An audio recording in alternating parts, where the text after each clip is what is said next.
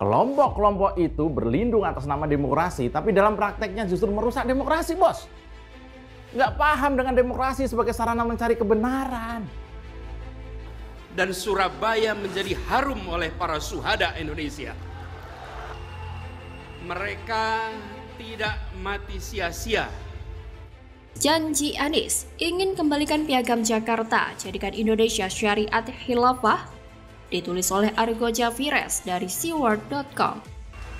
Jadi ketika kita berbicara 5 tahunan, itu seperti kita sama-sama bangsa. Tiap 5 tahun sekali kita berhenti, menengok ke belakang. Republik ini didirikan pertama kali untuk apa? Pemilu itu menengok kembali, Republik ini didirikan untuk tujuan apa? Apakah kita masih ke arah sana? Ingat, kemerdekaan bukan hanya untuk menggulung kolonialisme.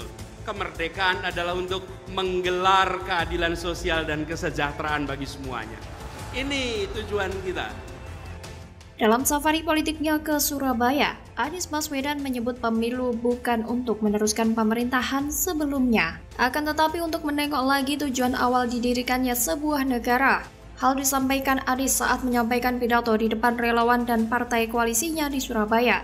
Anies menjanjikan Indonesia akan memasuki fase baru melalui pemilu untuk menentukan arah berikutnya.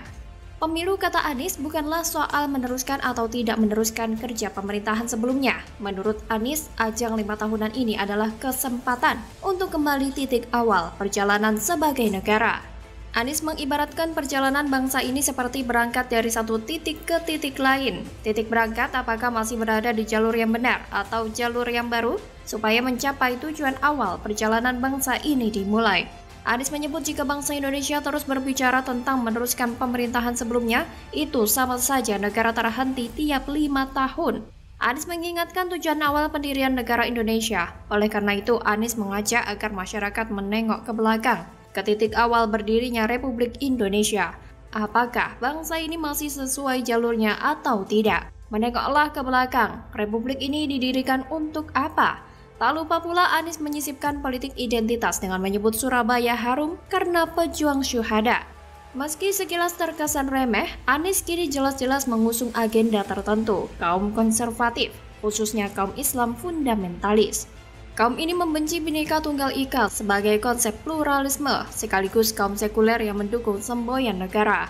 Bagi kaum Islam fundamentalis, pluralisme membuka kompetisi krisis kepercayaan. Eksistensi kaum sekuler beserta berbagai agama dan kepercayaan di negeri ini merupakan tantangan terang-terangan terhadap eksistensi Islam sebagai agama mayoritas di negara ini. Tujuannya bukan hanya kemenangan simbolis, akan tetapi juga mempersempit ruang gerak kaum sekuler. Kaum Islam fundamentalis berambisi menjadi tiran yang berkuasa, terutama konstelasi politik global seperti yang dijanjikan Anies untuk kembali ke titik awal negara ini berdiri. Apa yang dijanjikan Anies adalah apa yang disebut oleh Friedrich Nietzsche sebagai hasrat untuk berkuasa. Yang membuat runyam, kaum Islam fundamentalis selalu meyakini bahwa pihak yang paling benar di antara yang lain. Kaum fundamentalis meyakini bahwa keberagaman agama adalah penghalang utama, karena mereka bukan status mayoritas untuk menguasai negara ini. Dalam proses interpretasi terhadap nilai agama, sangat tidak mustahil terjadi tendensi-tendensi politik identitas yang selalu digaungkan Anies sebagai ciri khas perjalanan politiknya selama ini. Ini jadi problematis jika digoreng Anies demi hasratnya untuk menjadi presiden. Anies lihai memanfaatkan upaya memunculkan kembali gerakan formalisasi agama, yaitu usaha agar suatu nilai agama tertentu dijadikan sebagai hukum positif yang mengikat semua kalangan. Ini jelas bahaya.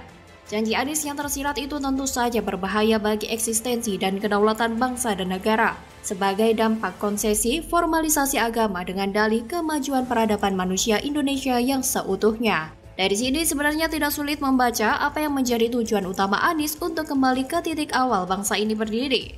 Janji Anies itu secara kasat mata merupakan simbol referendum agar nilai agama mayoritas bisa benar-benar dijadikan konstitusi, di mana para penganut agama minoritas harus takluk atas nama demokrasi. Anies juga lihai memanfaatkan fenomena yang terjadi selama ini di Indonesia, di mana keberagaman agama menjadi musuh terselubung bagi kaum fundamentalis yang berambisi menjadikan agamanya sebagai hukum negara. Anies paham betul bahwa agama adalah alat potensial untuk menerapkan taktik divide et impera. Sejarah mencatat, Anies telah berhasil menggunakan isu ini untuk memenangkan Pilkada DKI Jakarta 2017 yang lalu. Semua itu dilakukan agar bangsa yang besar ini kehabisan energi, sehingga peluang kemenangan bisa diraihnya dengan mudah di depan mata. Seperti yang dijanjikan Anies terkait tujuan awal bangsa ini berdiri setelah kemerdekaan, tentu saja dalam interpretasi umum secara global adalah Piagam Jakarta. Piagam Jakarta adalah kewajiban menjalankan syariat Islam bagi pemeluk-pemeluknya dengan tidak mengakomodir pemeluk agama lain di luar Islam. Sebab tujuan awal saat berdirinya bangsa ini adanya ambisi dominasi yang muncul dalam pola berpikir kelompok Islamis saat merumuskan konsep negara Indonesia. Saat itu sebagian besar golongan Islam agamis bersikeras agar Indonesia harus menjadi negara agama berdasarkan syariat Islam.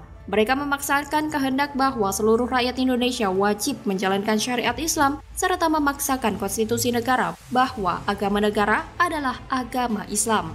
Dan hanya orang Islam yang boleh jadi presiden. Di luar itu tidak boleh.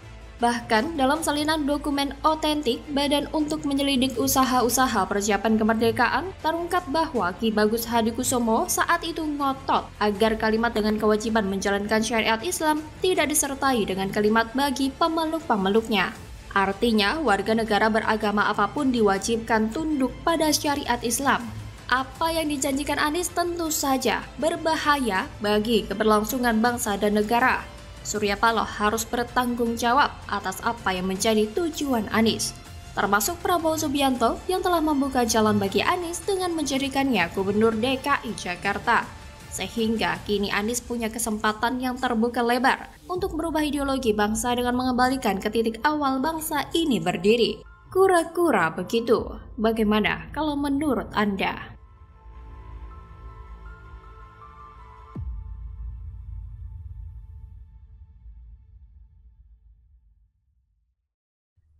Ancur mental Anies, serangan bertubi-tubi jelang nyapres. Borok Anies dibongkar tuntas netizen. Ambyar. Iya, bandar belum sepakat. Duit belum terkumpul, 20% belum terkumpul, ya gagal. Anies mengatakan dunia internasional memuji transportasi di Jakarta. Bullshit. Makin macet, makin gila. Tapi kalau menjadi pemegang otoritas di Republik ini, itu persoalan misi, bukan persoalan cita-cita. Jika Anda bercita-cita jadi presiden, maka Anda akan keluarkan uang habis-habisan untuk bisa meraih perhatian publik dan kemudian bisa mendapatkan posisi presiden. Saya orang yang tidak optimis bahwa Anies akan menang dalam Pilpres 24. Ya. Mbak Gayung bersambut nasib pencapresan mantan Gubernur DKI Jakarta Anies Baswedan seperti banyak batu sandungannya. Hal itu tergambar dari banyaknya rekam jejak digital kebobrokannya dibongkar habis netizen Indonesia. Salah satunya tweet dari akun Twitter @bangnalar yang menyatakan bahwa rekam jejak digital Anies tak akan menipu masyarakat.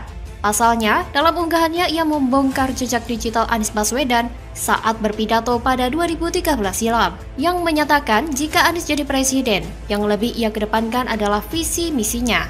Padahal, pada bulan November lalu, Anies justru membantah pernyataannya sendiri dengan menyatakan jika ia jadi presiden, yang ia jual bukan visi misi, melainkan rekam jejak karyanya. Sehingga akun Bang Nalar pun menyebut, mana ada bandar yang mau modalin Anies nyapres kalau kata-katanya melencah-melenceh. Selain itu, ada juga dari akun Lambe Lamis yang menuding Anies menghabiskan uangnya dengan safari politik untuk menarik perhatian bandar. Sebab agar bandar segera sepakat dan dirinya bisa mulus nyapres. Bahkan, Wakil Ketua Umum atau Waketum Partai Gelora, Fahri Hamzah, pun juga menyebut semua orang tahu jika batalnya deklarasi koalisi pro Anies Baswedan Presiden pada 10 November 2022 lalu, yang semula santer digagas gabungan Parpol Nasdem, Partai Demokrat dan PKS karena bandar belum sepakat.